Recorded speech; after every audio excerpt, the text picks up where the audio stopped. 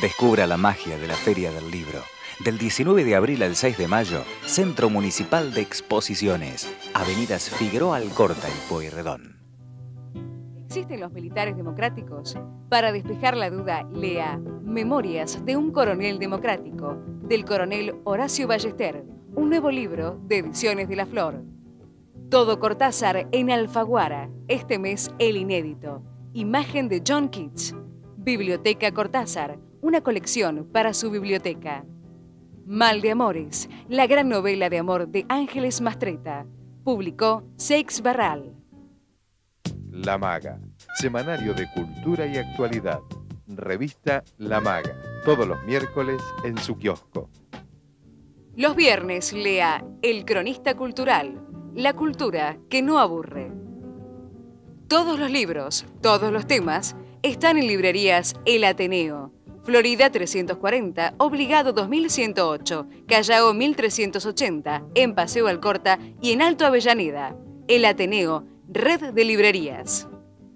Sidney Sheldon, Jorge Amado, Jaime Barilco, Abel Pose, Dalmiro Sáenz e Isidoro Blainstein. Autores y libros para todos los gustos de MC Editores. Calidad, investigación, trayectoria. Desde 1934, toda una vida a favor de la vida. Laboratorios Bagó. Ética al servicio de la salud. Trabajamos por la cultura de una Argentina nueva. Secretaría de Cultura de la Nación.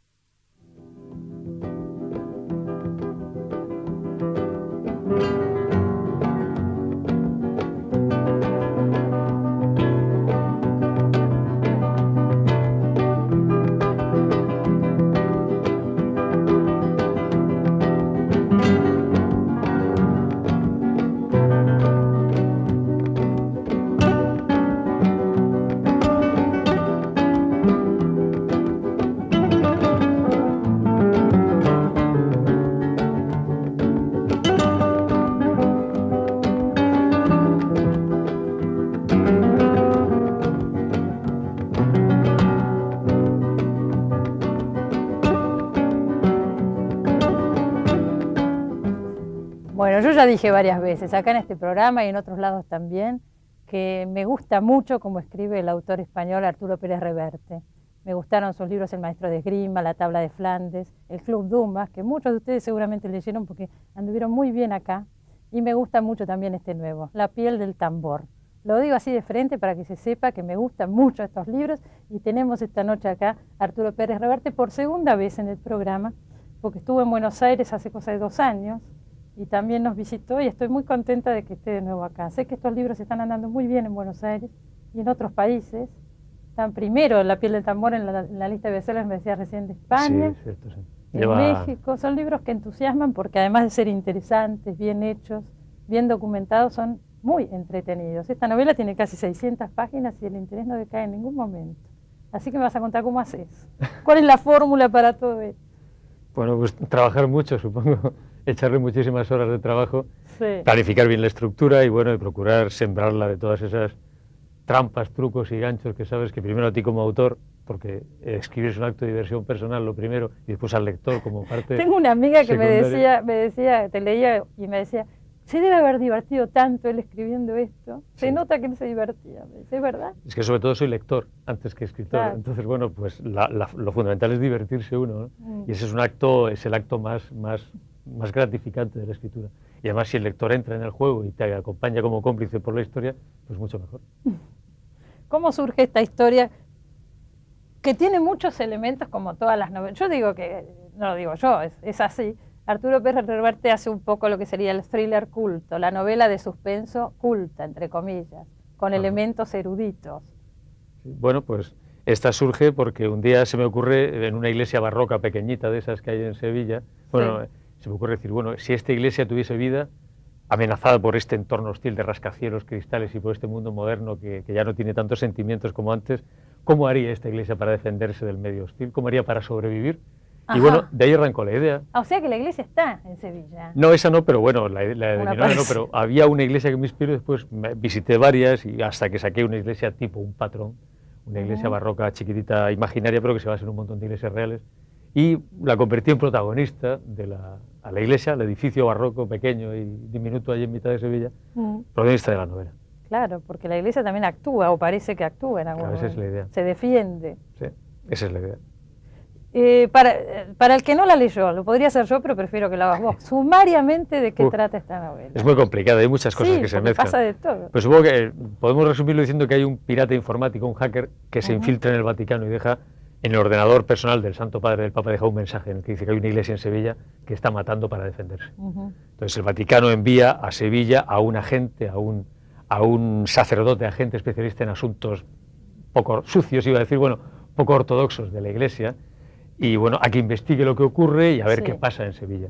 Entonces este sacerdote, que es el padre Lorenzo Quart, es un hombre que es una especie de diplomático para crisis eclesiales o vaticanas o religiosas. Un sacerdote muy buen mozo, joven, elegante. Buen aspecto, parece un jugador de baloncesto vestido por Armani, dice uno de los personajes. Y bueno, pues este sacerdote se ve envuelto en una trama en la cual entra pues desde la gran banca española o sevillana, una hermosa y misteriosa aristócrata andaluza, 3 malandrines que todo les sale mal, un viejo párroco, un viejo banquero, en fin, un montón de personajes que se cruzan en la historia y que hay una trama, pues esos 600 páginas de trama y de peripecias y bueno, y también de algunas cosas más. Claro, pero todos estos personajes que me decís son ganchos de por sí, son atractivos de por sí. Bueno, están los elementos, por ejemplo, poner ahora todo el tema del pirata informático. Poner, ¿qué te puedo decir? Hay montones de elementos que yo pensaba, más allá de lo que a mí me gusta esta novela y es buena y me entrego y la leo con placer, hay una estructura previa que responde a códigos, hasta te diría de bestseller, ¿no es cierto? Claro, no, pero es que sobre todo es una historia que transcurre en el mundo actual, es una historia en la cual está la memoria, hay una historia del pasado, el 19, que se mezcla y que condiciona el presente, hay un montón, se mezcla la novela negra, el folletín de aventuras, el folletín romántico, totalmente. La novela del 19, todo eso está ahí, todas mis viejas lecturas están ahí. Pero sobre todo es una novela escrita que recupera todo eso, la novela picaresca española también, pero para un lector moderno, un lector actual, un lector del siglo, ya del casi el siglo XXI, un lector que ya no tiene la inocencia que tenía hace un siglo, ¿no? Un lector que ya no tiene el consuelo que tenía hace un siglo, ya no tiene esos mecanismos de consuelo que nos aliviaban del horror de la vida cuando el horror llega. Y bueno, para ese lector, para un lector de ahora. Y entonces, bueno, era transformar esos elementos en algo moderno, bueno, y creo que parece que que funciona. Bueno, sí funciona, parece por ahí fue la cosa. Más o menos. Porque además está bueno, hay una crítica bastante fuerte a la jerarquía eclesiástica. Pero sí, pero la hay. Pero en realidad la Iglesia no era el objetivo de la novela. La Iglesia habla sobre la falta de fe, pero no fe religiosa, sino fe en la humanidad, ¿no? Sí. Cómo el hombre se encuentra sin fuerzas ante la orfandad terrible que nos impone este siglo. Y cómo el hombre se busca pequeñas trincheras, pequeños rincones, pequeños elementos como esa Iglesia para sobrevivir, ya que ya no es posible que haya héroes con mayúscula, grandes causas con mayúscula. Bueno, todavía quedan causas con minúscula, héroes con minúscula, que permiten que el hombre se salve, y eso es un poco Es una novela humanista en muchos sentidos, porque creo que sí. A raíz de los conflictos que van sucediendo, va saliendo muchos personajes, como por ejemplo en este cura, que es el protagonista, o uno de los protagonistas, va saliendo la mejor parte de cada uno. O sea, él descubre, ¿no es cierto? Claro. Él descubre su mejor parte a raíz de... Hombre, el cura protagonista es un mercenario, es un profesional, es un hombre que ni siquiera cree en Dios, pero ha sustituido la fe en Dios por la fe en su disciplina. O sea, es un hombre que sí cree en su trabajo y cree en su papel, ¿no? Y bueno, entonces este personaje, hay un momento determinado en el cual descubre que hay otras cosas, ¿no? Que hay causas que todavía le hacen saltar esa chispa que todos tenemos en el fondo de humanidad, de caridad, de compasión, de solidaridad. Sí. Y entonces es cuando... Y además se juega, tiene no vamos a contar la historia. No, y el final nunca. Pero se arriesga, entonces pelea. Hay una mujer de por medio, por supuesto. Hay una mujer que es la que lo... Sí, te das el lujo de poner un cura que se enamora y hasta tiene una relación con él. Hay una mujer que es el cebo, una mujer y una ciudad, en realidad, Sevilla, y esa mujer, Macarena Brunner, que hacen que él salga de su posición de defensa y se implique en la historia, ¿no? Realmente él se enamora, y entonces por ahí es por donde entra a esa zona peligrosa, donde ya no está tan seguro de sí mismo como lo estaba antes de conocer a esa mujer. Seguro, pero está también más grande. Mejor. Claro, es que la grandeza está ahí. Si uno es grande cuando se arriesga, jamás es grande si se queda atrincherado sin arriesgarse para nada. Es cierto. Otro protagonista de la novela es justamente Sevilla, ciudad que no conozco, pero moría por conocer, porque uno siente que está caminando por esas calles, y el que haya estado en Sevilla seguramente le va a gustar pasear de nuevo con el libro. Sabes que ahora se ha puesto de moda, el libro ha puesto de moda a Sevilla, entonces ahora lo que se hace es que el libro en España va muy bien, ha hecho unas tiradas muy altas. Sí. Entonces la gente va a Sevilla con el libro y hace el recorrido urbano por los bares, los hoteles, las tascas. Claro, porque describís cada lugar, es como una guía turística para Sevilla. Sí, hay algo de eso, sí. ¿Qué hiciste vos? ¿Te instalaste un poco ahí? O? Sí, viví casi un año entre una cosa y otra en Sevilla, ¿Ah, yendo sí? a los... Cada restaurante, cada copa, cada canción, cada cosa que sale en ese, ¿Vos lo en ese tomaste, libro, vos te estuviste? lo viví, lo vi, lo senté, discutí con ellos y fue realmente... Es lo bueno de una novela, que te permite además vivir cosas, ¿no? Te permite aprender, es como recorrer territorios maravillosos y que a medida que tú vas creando una historia también estás tú adquiriendo información, conocimientos, Seguro. aventura, tú vives también, ¿no? Tiene Es lo hermoso de la documentación, tiene mucha documentación, hay que saber, por ejemplo, de informática, hay que Bueno, saber no una hay que serie de saber, cosas sobre la jerarquía eclesiástica. Ahora dice saber yo, el autor. ¿El autor? Ah, bueno, yo no sabía. No, uno después lo descubre leyendo, pero el autor, No. lo que te preguntaba, ¿tenés que hacer un trabajo previo de investigación o vas Claro. investigando mientras se te ocurren las cosas? No, yo no sabía de informática, sabía muy poco, y del Vaticano no sabía nada, nunca me hubiera puesto en la cabeza de un sacerdote que se enamora, por ejemplo, ¿no? ¿Qué pasa además cuando está descrito toda una Claro. jerarquía. Entonces lo que hice fue que me documenté. Yo todas mis novelas hago lo mismo siempre, ya lo sabes. Yo me pongo a estudiar, Antes. leo, viajo, hago fotografías, me documento, por ejemplo. Yo no sabía que siendo un sacerdote cuando es tentado por una mujer, ¿no? No podía sentirlo, porque claro, yo nunca he sido sacerdote. Entonces hablé Está con muy bien amigos sacerdotes contado. que me contaron casos que le habían ¿Sí? pasado, me plantearon sus puntos de vista y así poco a poco pude ir aprendiendo, ¿no? Aprendiendo a ponerme en la piel de ese sacerdote que tiene esos problemas. Ha sido realmente una experiencia apasionante, Me agotadora imagino. pero apasionante. Me imagino que sí. Y me decías que es probable que ese sacerdote sea protagonizado por Banderas, por Antonio Banderas. No, Antonio Banderas leyó la novela, le gustó mucho y él quería hacer el protagonista, el papel del sacerdote Lorenzo IV. Lo que pasa es que bueno, han adquirido los derechos para el cine una productora norteamericana, entonces no sé si al final será él o no será él, pero él estaba interesado en hacer ese personaje. Sí, es una novela muy cinematográfica, uno va viendo lo que va leyendo, entonces me imagino que se pasa una película preciosa. Es que Sevilla es una ciudad muy cinematográfica, es una ciudad que está toda allí. Ya tenés que ir, no conozco. Tienes que ir. Ahora, tenemos unos fragmentos de La Tabla de Flandes, creo que es, y El Club Dumas. De películas creo que tenéis, El Maestro de Esgrima, que es una película, y Porque otra La vos sabés Tabla de que Flandes. acá no se vieron. Entonces, le voy a pedir al director si nos pasa un poquito las imágenes y vos me contás quién las filmó, dónde, porque acá bien. yo tengo entendido que no llegaron esas películas. Pues algo tenéis por ahí, me parece. A Ahí ver, va, esto a ver. es de La Tabla de Flandes. Esto es cuando la chica, que es Julia, está restaurando el cuadro misterioso y descubre el misterio del cuadro y le dice a su amiga Menchu que ahí hay algún misterio. Entonces, bueno, pues de ahí se genera toda la trama historia, de asesinatos, el jugador de ajedrez misterioso y tal. Es la película, la hizo Jim McBride, ella es Kate Beckinsale y esta chica jovencita guapa del pelo corto, y bueno, es la que hace la restauradora del cuadro, el cuadro que se pintó para la película, no existía y bueno, y se hizo, por fin lo vi materializado. Claro, vos y te ella imaginabas. no es una gran película, no es maravillosa, Eso te iba a preguntar. pero la realización es muy bonita y el ambiente está bastante conseguido, aunque el argumento, el guión que se hizo para la película es un poco infantil, es un guión muy norteamericano, muy para telefilme norteamericano, pero lo que es el ambiente, los personajes y el desarrollo de la historia es bastante agradable. Sí, La Tabla de Flandes. ¿Y tuvo éxito la película? En España sí, en España fue bastante bien. ¿Ah, sí? Sí, fue bastante bien y ahora está el vídeo que también se está vendiendo. Aquí decís vídeo, ¿no? Video. Ahí decimos el vídeo. Es más correcto decirlo aquí porque viene del latín, es más correcto vídeo. ¿Ah, sí? Y ahí en España está también el vídeo ahora, sí. Esta es una de las 3 películas que han hecho hasta ahora ¿Y tenemos escenas de historias otra? mías. Nosotros no sé. Hay otra, creo que tenéis también El Maestro de Esgrima, que A es ver, el por otro ahí que ahora la por ahí. pasan. ¿Y el Pues maestro de esgrima te quedaste conforme? Porque la pregunta que te quiero hacer es esa. Uno tiene su libro, que supongo se enamora, lo quiere, lo entrega para el cine. Después reconoces en ese producto, ahí va, el maestro de esgrima. Sí, Mientras este la es el vemos, me comienzo de la contás. película. Está Jaime Astarloa, el maestro de esgrima, está enseñando esgrima a sus alumnos en su galería. Sí. Y bueno, llegará una mujer misteriosa. Alberto Closas trabaja. Sí, es uno de los personajes. Fue su última película antes de morir. Ajá. Y bueno, y él es Homero Antonutti, que hace un excelente papel. Esta película sí me satisfizo más. Y entonces, bueno, el maestro de esgrima van a visitarlo, una mujer misteriosa a visitarlo para aprender una estocada secreta. Entonces se ve envuelto en la trama, una trama también policíaco, político, misteriosa. Es un magnífico papel el que hace Homero Antonutti, muy digno y estoy muy contento con esta película. Creo que hasta ahora es la más bella de las que han hecho de una La que historia mejor mía. se logró. ¿Cuál se Sí. hizo antes? Esta fue la primera. Ahí Esta tienes fue la a Homero primera. de maestro de esgrima, dignísimo, además un caballero a la vieja usanza. Lo que pasa es que, ¿sabes qué pasa? Que el cine es el cine y uno yo tampoco espero gran cosa del cine. El cine es un complemento, es algo bueno que te ayuda a que la película, a que la novela se haga más amplia, llegue a más Llega a gente y otro demás. público, sí. Pero yo acepto el hecho de que el cine es el cine y uno no puede pedirle que respete la novela al 100%.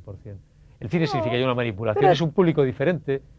Yo con que respete el espíritu de la historia, con eso me doy por satisfecho, ¿no? Pero no puede uno andar persiguiendo al director, a ver si respetáis. No, si uno cede el derecho al No, cine. además no corresponde, pienso. Claro, claro. Uno debe asumir que su papel es su papel y ya está. Entonces, bueno, lo veo que es feliz. Como yo te decía una vez, no recuerdo si fue en imagen o fuera de ella, que una novela en el cine es como quien casa a una hija, ¿no? La hija se va, uno la quiere mucho, pero ya no puede uno saber si va a ser feliz o no. Eso ya depende de ella y de su marido.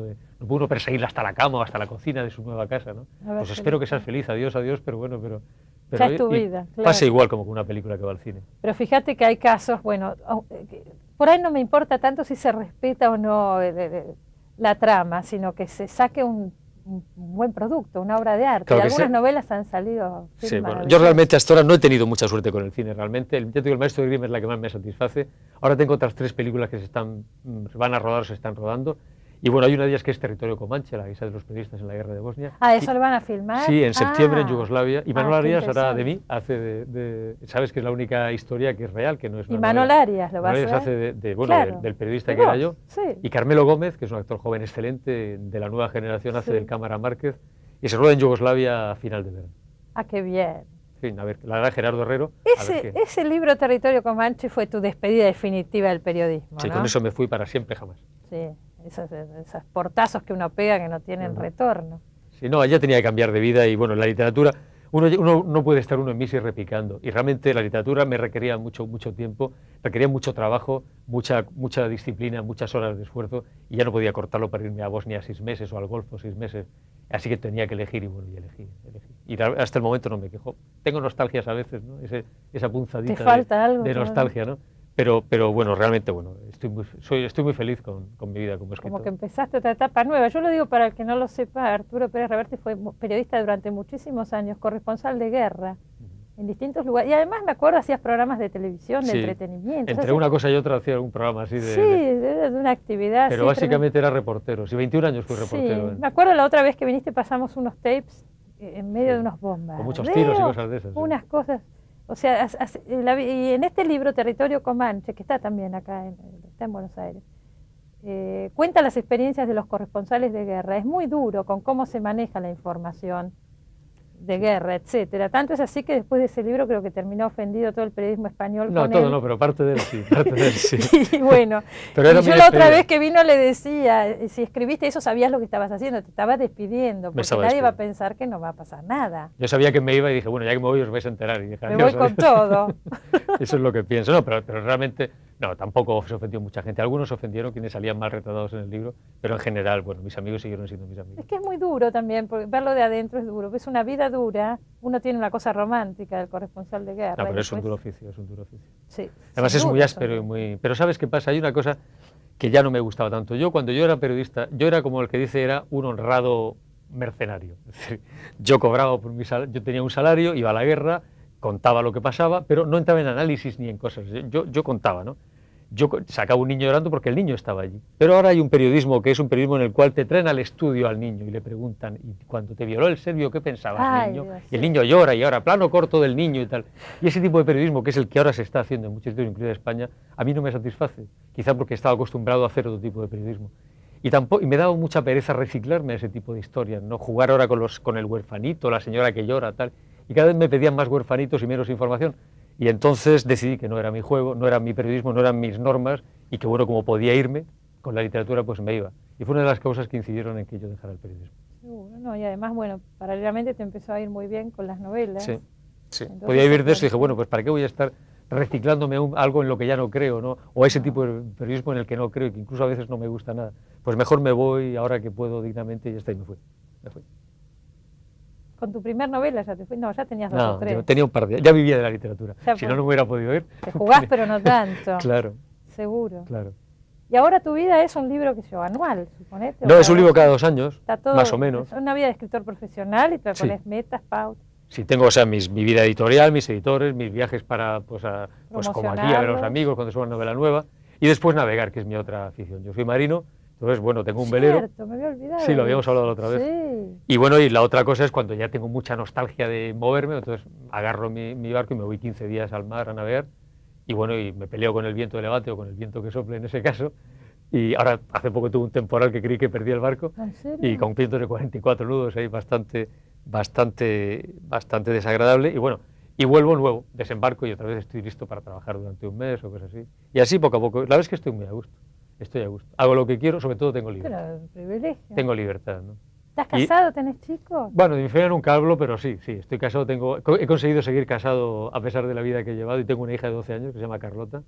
Y bueno, y he conseguido mantener, digamos, a pesar de la vida que llevé, ese núcleo familiar, ahora estoy contentísimo porque, bueno, es compañía y es refugio y es un montón de cosas, además navegan conmigo y eso está muy bien. Qué bueno. Y ahora, a raíz de tu éxito, se está editando mucho, porque me llegaron estos 2 libros que, la verdad, no los vi todavía, pero por eso te quiero contar. Tenemos esto que es la obra breve, que son novelas cortas. Ahí está mi primera novela, que es El Húsar, y después varias novelas cortas, relatos, artículos sobre literatura, sobre arte y sobre cosas de esas, que ha salido en España, y bueno, porque había lectores que pedían las cosillas pequeñas. Lo muestro un poquito, ¿dónde lo muestro? O sea, cualquier cámara, no que sé, cualquiera. Sí, ahí más enseña. y el otro es, esa es la obra breve, sí. Y el otro se llama Cachito, un asunto de honor. Que está contenido en obra breve, es un relato corto mío del que han hecho una película, que es la última película que han hecho ahora, que acaban de estrenarla en España. Es una historia romántica de un camionero que rapta a una chica de un bar de carretera y se la lleva, y lo persiguen los malos y tal. Es una especie de cuento de hadas contado para una sociedad moderna y poco ingenua. Y bueno, y en España ha tenido un gran éxito. No lo leí. Sí, es una historia simpática, corta, pequeñita, pero bueno. Es corta, está hecho con letra enorme. Sí, la escribí muy a gusto esa, así para desengrasar entre ¿Cuándo? el viaje y ¿En qué momento? Hace cosa de 1 año y medio. Antes de la novela. Sí, antes de la novela. Antes de la novela. Sí. ¿Cómo se te ocurre, por ejemplo, cuando esta novela surge? Bueno, surge por la iglesia, por ver esta iglesita.